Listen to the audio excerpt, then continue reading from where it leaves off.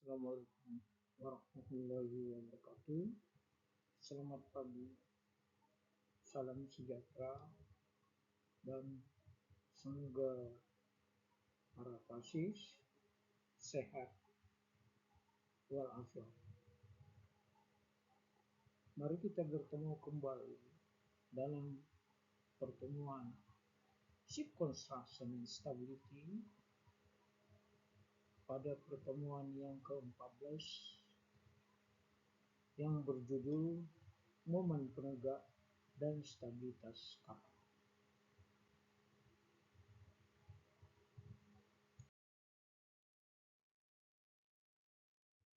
Momen penegak daripada stabilitas kapal yaitu ketika kapal itu keadaan normal atau tidak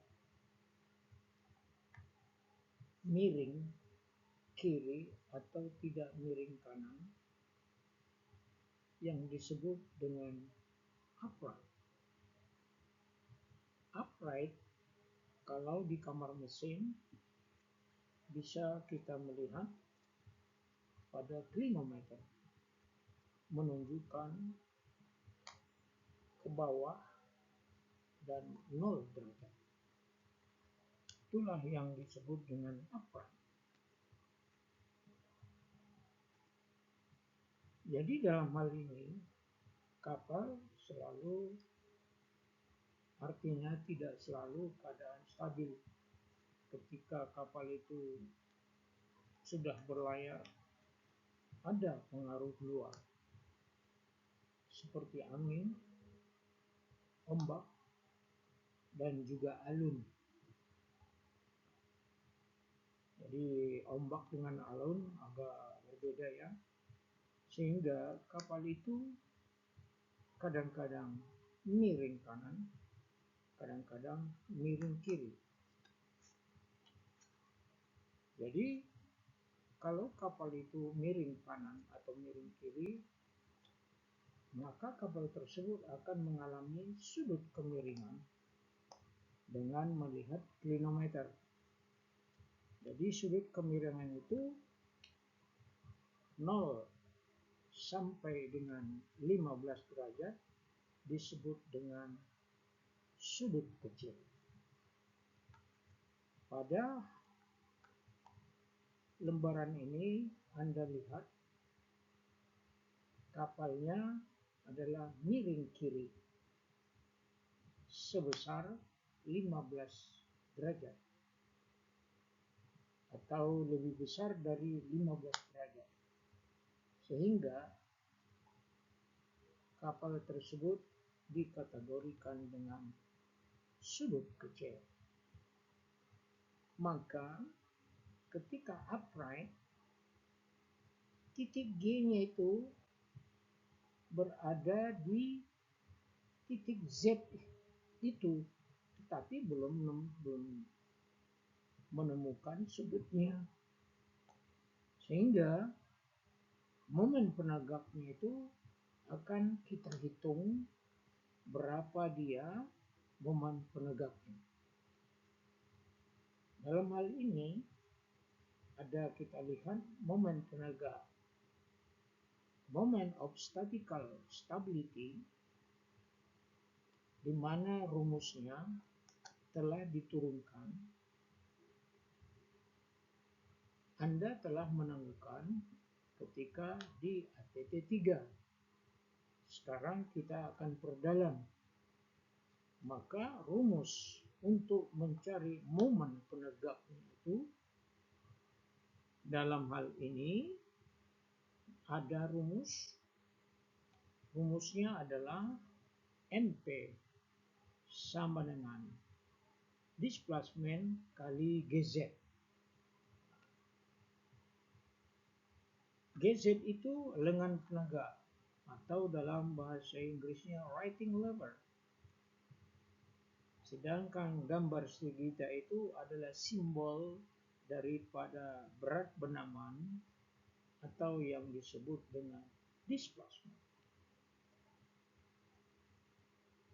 Jadi GZ itu adalah jarak, ya, jarak yang dibentuk ketika kapal itu upright, G0, dan kapal itu miring ke kiri atau ke kanan, maka terbentuklah GZ atau writing lever. Sedangkan gambar segitiga berat penaman atau displacement. Kalau kita menelaah kembali ke belakang, displacement ialah sejumlah air yang dipindahkan oleh kapal tersebut dengan draft pada saat itu. Itulah yang disebut dengan berat benaman atau displacement. Mari kita lihat sudut kemiringan itu lebih kecil dari 15, ya artinya maksimum 15, maka titik G dianggap tetap ketika upright. Maka GZ fungsi daripada GM tadi. Sehingga GZ sama dengan GM sinus alpha. Dan kita jabarkan secara matematika, sinus alpha sama dengan GZ dibahagi dengan GM. Sehingga dengan penurunan rumus itu, GZ sama dengan GM sinus alpha. Maka lihat daripada rumus tersebut, momen penegak sama dengan displacement dikali GM dan dikali sudut kemiringannya atau sinus alpha. Dalam hal ini, momen penegak tersebut sama dengan displacement dikali GM dikali dengan sinus alpha. Dalam bahasa Inggrisnya,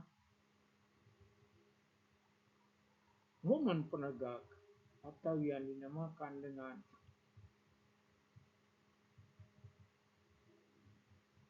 moment of statical stability equal displacement times GM times sinus.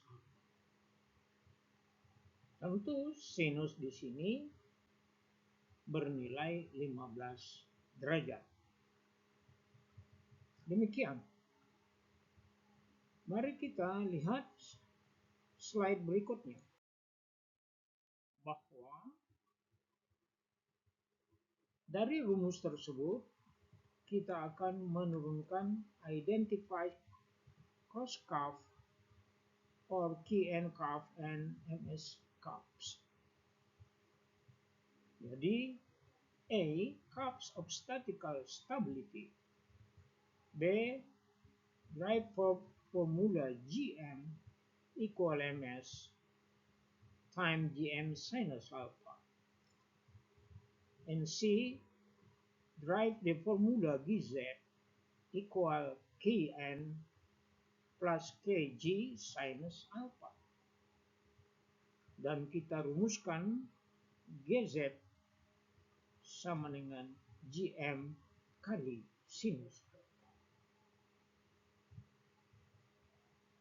GZ itu akan kita cari atau lengan penegak sama dengan GM diketahui kali sinus alpha. Sebagai contoh, GZ kita misalkan GM 3,5 meter kali sinus 15 derajat. tentu kita akan cari dulu nilai pada sinus alfa. Sehingga GZ sama dengan 3,5 dikali nilai sinus alfa sama dengan sekian meter.